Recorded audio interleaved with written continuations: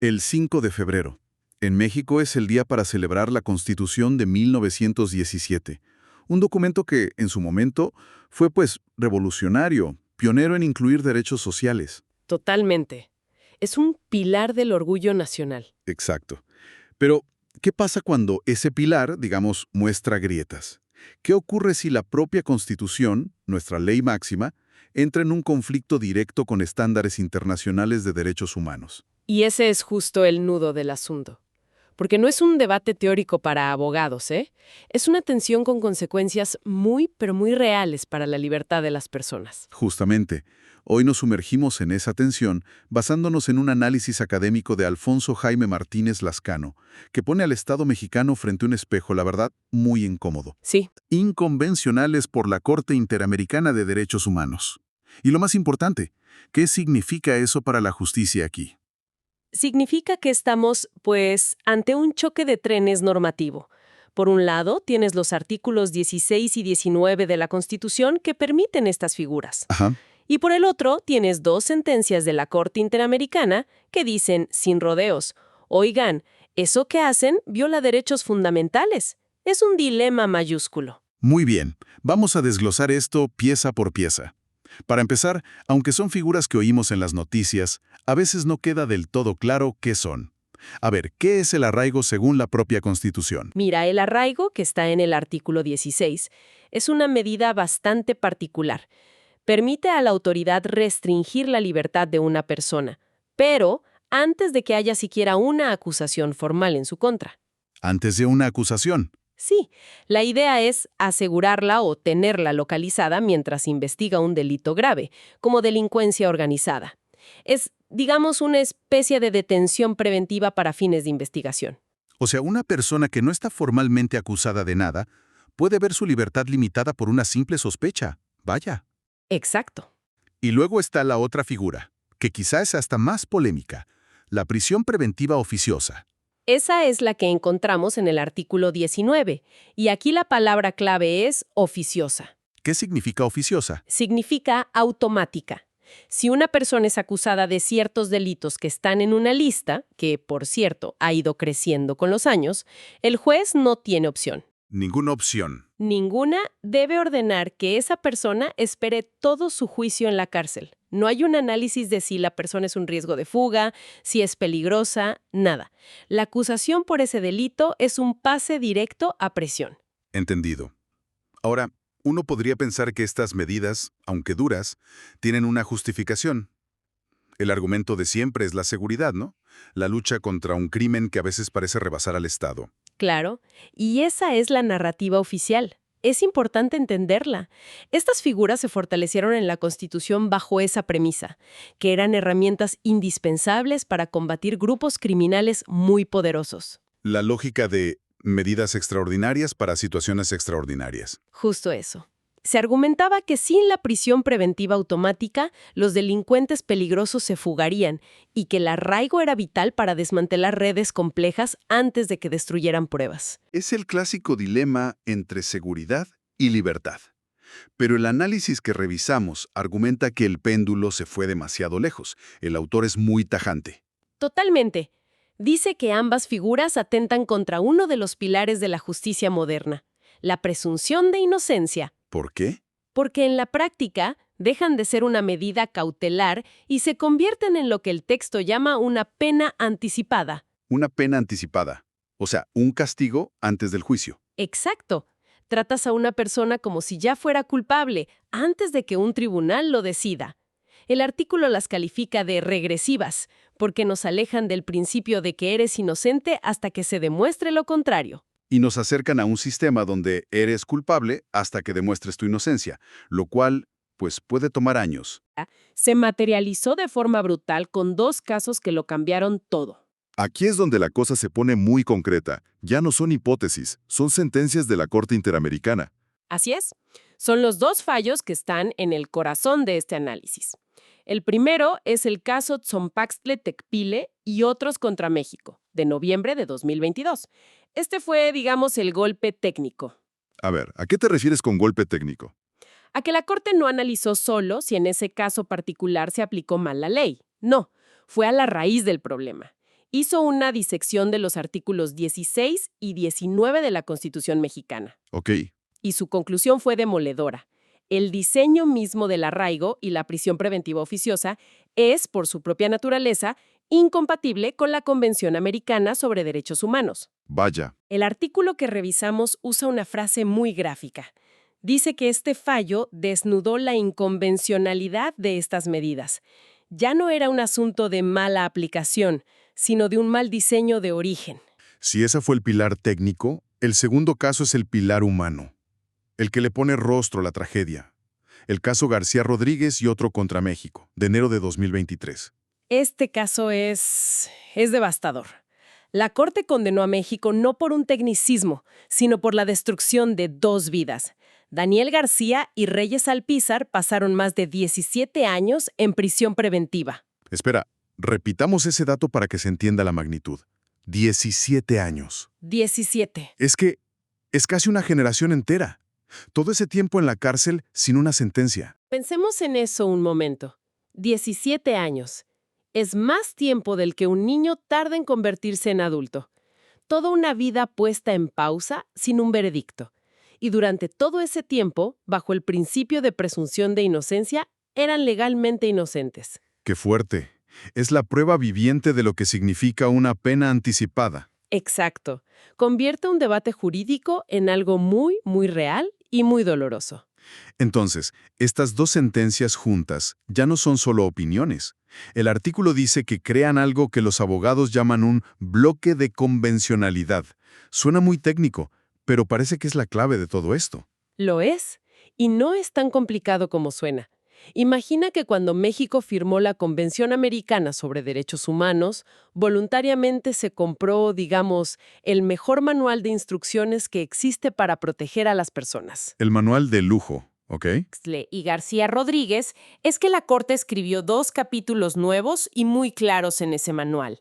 Capítulos que dicen: prohibido el arraigo como lo usan en México y prohibida la prisión preventiva automática. Entonces ese manual ahora es inequívoco. Totalmente. El autor del artículo es muy claro aquí. Esto deja al Estado mexicano sin margen de maniobra. Ya no es una recomendación, es una obligación de cambiar sus propias leyes. Pero espera un momento. Me parece un callejón sin salida. Le estás pidiendo a un juez mexicano que en la práctica ignore un artículo de la Constitución por la que juró su cargo para hacerle caso a una corte internacional. Claro. Suena a traición o por lo menos a una desobediencia mayúscula. ¿Realmente se espera que hagan eso? Es que esa es la pregunta del millón.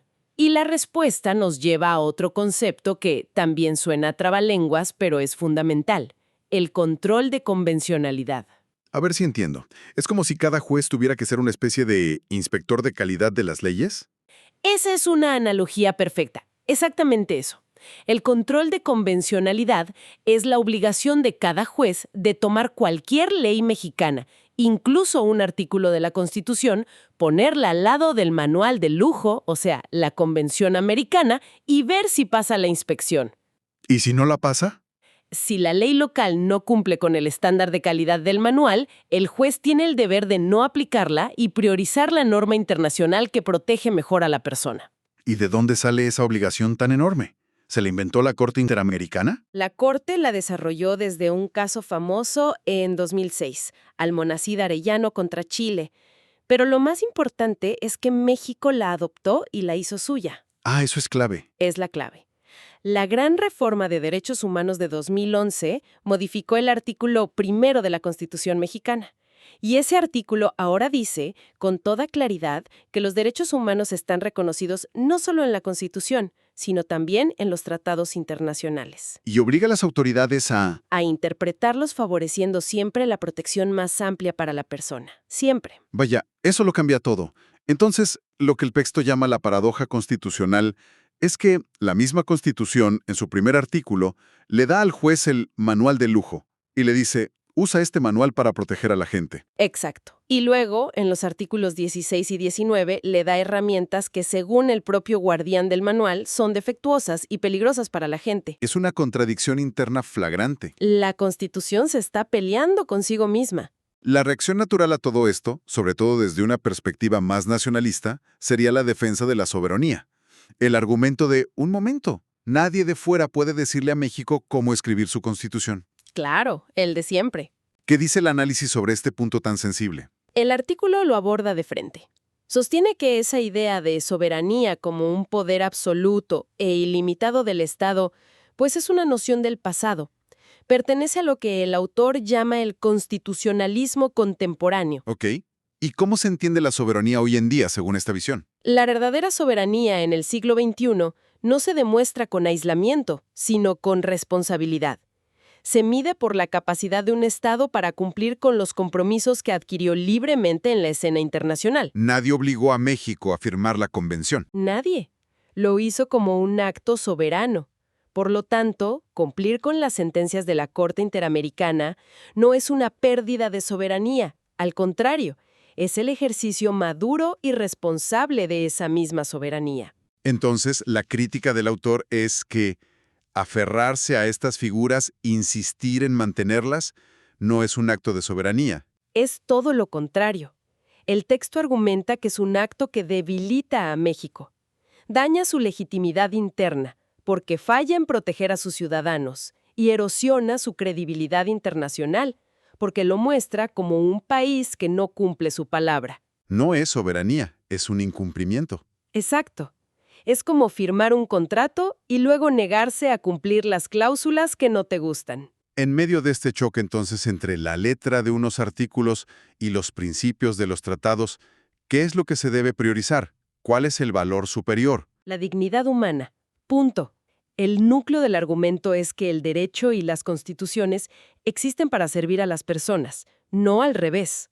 Y el caso de los 17 años es la prueba. Es la prueba irrefutable. El caso de Daniel García y Reyes Alpizar demuestra que la inconvencionalidad no es un término abstracto para juristas, sino, y cito el texto, una tragedia humana concreta. Cuando una ley, por más que esté en la Constitución, produce sistemáticamente esas tragedias, ha perdido su razón de ser. Hay una frase en el artículo que me parece que resume perfectamente este espíritu. Dice algo como que una constitución fuerte no es la que castiga más. Sino la que garantiza mejor el debido proceso y la dignidad. Exacto. La fortaleza de un sistema de justicia no reside en su capacidad para llenar las cárceles, sino en su capacidad para ser justo. Y la justicia implica tratar a las personas como inocentes hasta el final, no castigarlas desde el principio. Bien, hagamos un balance. ¿Qué significa todo esto en la práctica? Tenemos a la histórica Constitución de 1917 metida en una encrucijada monumental. Dos de sus figuras penales puestas en jaque por la máxima autoridad de derechos humanos de la región. El artículo es muy sistemático al final. Desglosa las consecuencias en 3 niveles. El primero es el normativo, el de las leyes. Ok, Dice que existe un imperativo jurídico ineludible de reformar la Constitución. O sea, ya no es si al Congreso le gustaría o no cambiar los artículos 16 y 19. Es una obligación legal. ya no es opcional. Para nada. Es una obligación derivada de una sentencia internacional que México debe cumplir. El segundo nivel, y quizá el más inmediato, es el judicial, el de los jueces que tienen que decidir casos hoy mismo. A nivel judicial, los jueces de todo el país están obligados a ejercer ese control de convencionalidad del que hablamos. Tienen que usar su criterio de inspectores de calidad. Y en un caso concreto, ¿qué harían? Pues, si se encuentran con un caso donde se deba aplicar la prisión preventiva oficiosa, tienen el deber de inaplicar esa parte de la Constitución y analizar si la prisión es realmente necesaria y proporcional, tal como lo exige el Manual de Lujo. Y el tercer nivel va más allá de los tribunales y las leyes. Es casi un llamado a un cambio de mentalidad, ¿no? Sí, es el nivel cultural y pedagógico. El autor propone que se debe cambiar la forma en que se enseña el derecho en las universidades, pero también, y esto es muy simbólico, la forma en que conmemoramos la Constitución cada 5 de febrero. Que no sea solo una celebración. ¡Exacto! Que la celebración no sea un acto de autocomplacencia, de un orgullo ciego por un texto histórico, sino un ejercicio de autocrítica. Una oportunidad para preguntarnos, ¿cómo podemos hacer que este documento evolucione y sea mejor? El artículo cierra con una idea muy potente. Dice que la verdadera forma de honrar el Pacto Social de 1917 hoy en día es depurándolo de aquellas figuras que lo manchan. Sí. Celebrar la Constitución es trabajar activamente para que nunca más una persona pierda 17 años de su vida, esperando una justicia que la propia ley suprema le estaba negando. Y esto nos deja con una pregunta final, una que va más allá de este caso y de México. Si la ley suprema de una nación, su documento fundador, puede quedar desfasada e incluso ser contraria a los estándares globales de dignidad humana, ¿qué nos dice eso sobre la naturaleza del derecho? Es una pregunta muy profunda. ¿Es una constitución un monumento intocable? ¿Una reliquia sagrada que debemos admirar sin cuestionar? ¿O es, en realidad, una conversación viva? Un documento que debe adaptarse, respirar y cambiar constantemente para mantener su legitimidad y cumplir su único propósito verdadero: ¿proteger a la gente?